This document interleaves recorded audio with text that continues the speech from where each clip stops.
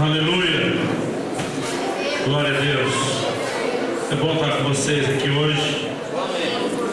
É bom saber que nessa noite de aniversário é um momento onde nós conseguimos sempre olhar para trás e também para frente. O Salmo 90, 12. Eu sempre digo que não tem lugar nenhum na Bíblia que obrigue a gente a comemorar aniversário, mas não tem nenhum que proíba. E o Salmo 90, 12 diz: ensina-nos a contar os nossos dias de tal maneira que alcancemos corações sábios. É uma forma de olharmos para trás, ver aquilo que Deus já deu, de poder dizer até aqui nos ajudou o Senhor, mas é uma forma de olhar para frente, encher o coração de fé nas promessas que Deus tem feito e poder declarar que isso é só o começo. Amém? Meus parabéns para vocês. Estou feliz de poder estar com vocês nesse momento importante. Eu quero convidar você a abrir sua Bíblia no livro de Êxodo, no capítulo 32. Livro de Êxodo, no capítulo 32. Eu quero convidar você a ler comigo aí do versículo 15 até o 19.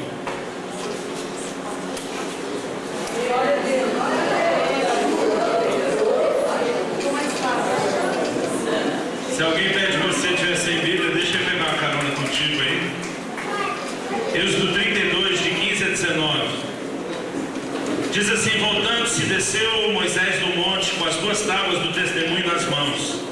Tábuas escritas de ambos os lados, de um e de outro lado estavam escritas. As tábuas eram obra de Deus. Também a escritura era a mesma escritura de Deus esculpida nas tábuas. Ouvindo Josué a voz do povo que gritava, disse a Moisés: há alarido de guerra no arraial. Respondeu-lhe Moisés: não é o alarido dos vencedores, nem alarido dos vencidos, mas alarido dos que cantam é o que eu ouço. E logo que se aproximou do arraial, viu ele o bezerro e as danças. Então, acendendo-se a ira, arrojou das mãos as tábuas e quebrou-as ao pé do monte. Até aí. Meu Deus, nós oramos no nome do Senhor Jesus, pedindo que nessa noite o Teu Espírito Santo se mova neste lugar e no coração de cada um de nós.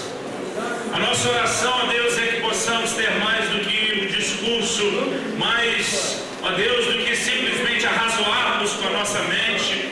Nós clamamos que a Tua Palavra possa vir trazendo revelação aos nossos corações.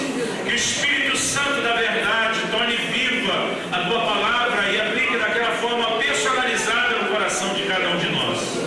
Que todo o Teu propósito para essa noite se cumpra conforme aquilo que o Senhor predeterminou no Seu conselho. E desde já nós te agradecemos por aquilo que o Senhor fará nas nossas vidas por meio da ação da Palavra e do Espírito Santo, em nome de Jesus. Quem crê, diga amém.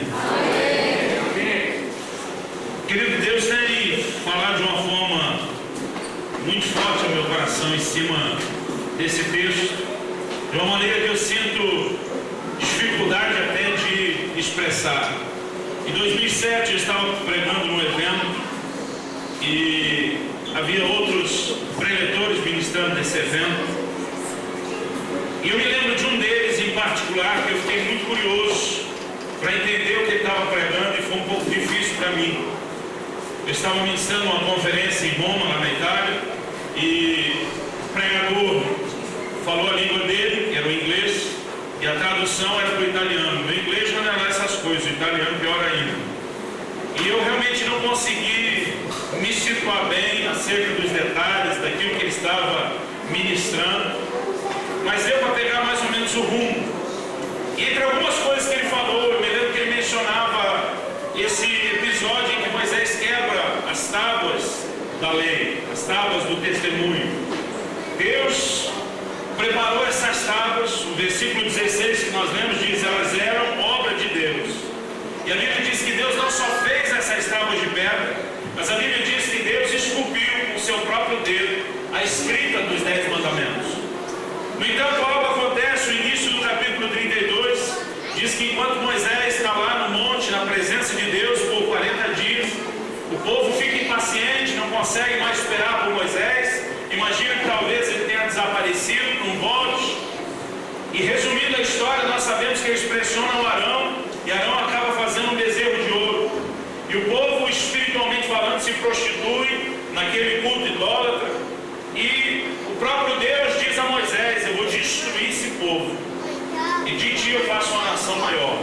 Deus está dizendo: eu vou manter de pé toda a minha promessa para Abraão, de fazer algo através da linhagem dele. Então, através de você, Moisés, eu vou recomeçar tudo. E Deus diz: eu vou acabar com esse povo. E eu sei de muito pastor que não perderia essa chance, pastor Beto, de Deus destruir a turma dele e ter que pensar de novo, especialmente se a sogra fosse para o rebanho. Será? Só para vocês aqui, tá, irmão? Não quero que você tenha medo do que a gente pensa sobre sogra. A minha sogra é uma benção. Ela é uma serva de Deus, ela mora 500 quilômetros longe. Mas ela é uma benção, e não é porque mora longe. Ela de vez em quando me liga e ela me conta algumas coisas que ela ouviu de alguns pregadores falando sobre sogra. E ela mesma me dá a dica: você podia contar essa. Eu só não sei por que ela sempre ouve minhas mensagens para ver o que eu falo dela. Mas ela é muito querida. E em homenagem a ela, de vez em quando eu apronto algumas. A última vez que ela esteve na minha igreja, eu pedi que ela ficasse em pé para apresentar a igreja, muitos não conheciam. Eu falei: olha, eu sou aquele tipo de genro que anda com a foto da sogra na carteira. No fim do culto vem ela e mais uma comitiva de irmãos. Pastor, nós queremos ver a foto. Eu falei: vocês estão duvidando do pastor? Eu disse: do pastor não, do genro. Nós queremos ver a foto. E eu fiquei pensando: o que eu faço agora? E de relance assim, a única ideia que me deu foi: eu abri a carteira, puxei a nota 50 e mostrei a onça para todo mundo. Você acredita que a sogra riu e disse assim para mim: ai, Lu, você é demais. Eu falei: demais é você, que me deixa pisar e não reclama. Então eu tenho essa liberdade, tá? Se você não tem a mesma autorização que eu tenho da minha sogra, não se atreva a brincar, então você pode se meter em apuros. Mas Moisés, ele não aceita a proposta de Deus.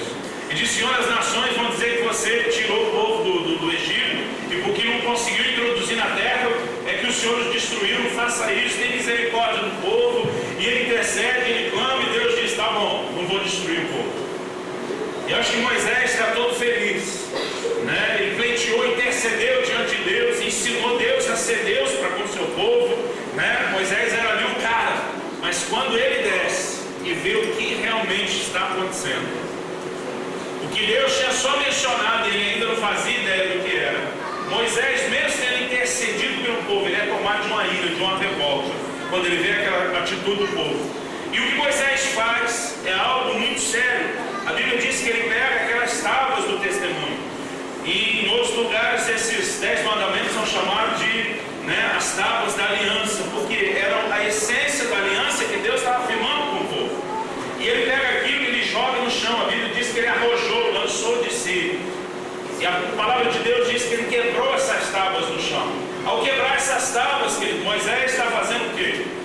Eu creio que ele está dizendo para Deus: eu posso ter intercedido por eles antes, mas eu desisto, não brinco mais, não quero esse negócio, estou fora.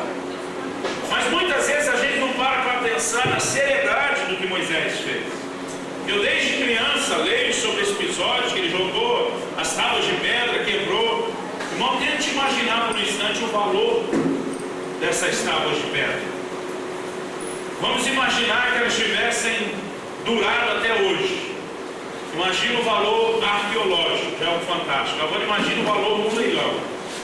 As tábuas que Deus fez, de pedra com a sua própria mão, que ele esculpiu nela os mandamentos. Imagina a gente poder ter acesso ao material original, e poder leiloar isso, preço que não valeria. Agora, mais do que o valor financeiro ou arqueológico, o que normalmente a gente não percebe é o valor espiritual, o que aquilo significava, que símbolo era aquele. A palavra de Deus diz que as tábuas da aliança eram guardadas dentro da arca, que era o objeto mais importante no tabernáculo, que por sua vez ficava no Santo dos Santos, que era o ambiente mais importante do tabernáculo. E quando Moisés quebra essas tábuas, nós precisamos entender que simbolicamente ele está quebrando a lei de Deus. Nós podemos tomar uma figura aqui, e interpretar dessa forma alguém quebrando a lei de Deus. Isso pode ficar